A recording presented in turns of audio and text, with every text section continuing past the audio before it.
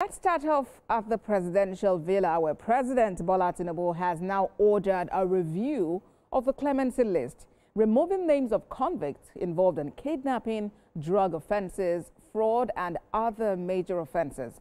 In a statement by his special advisor on information and strategy, Bayo Ononuga, President Tinubu signed instruments of clemency and pardon, completing the formal process of exercising his constitutional power of prerogative of mercy to grant relief to selected individuals convicted of various offenses. He says the move follows consultations with the Council of State and wide public opinion on the subject. Notable on the list of names removed is Mariam Sanda, who was sentenced to death by hanging in 2020 for killing her husband, Biliaminu Bello. Mariam Sanda and others previously listed for full pardon now have their sentences reduced or commuted. The president also directed the immediate relocation of the Secretariat of the Presidential Advisory Committee on Prerogative of Mercy from the Federal Ministry of Special Duties to the Federal Ministry of Justice. And moving on from there, the Senate has confirmed the newly appointed service chiefs after a 4-hour screening session at the National Assembly.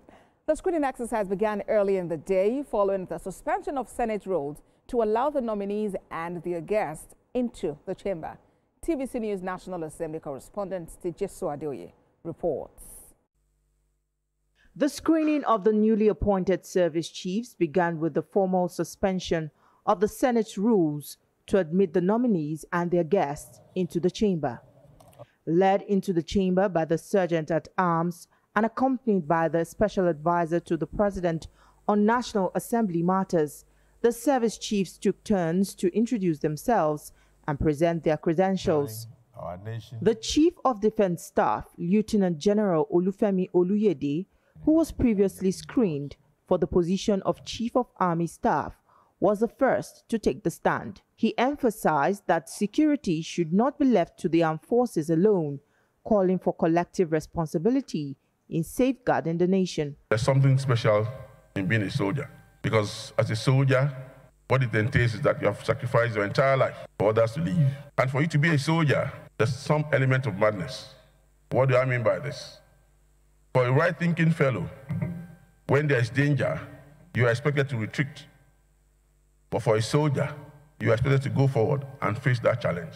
Having already undergone earlier confirmation, senators asked him to take a bow without further questioning.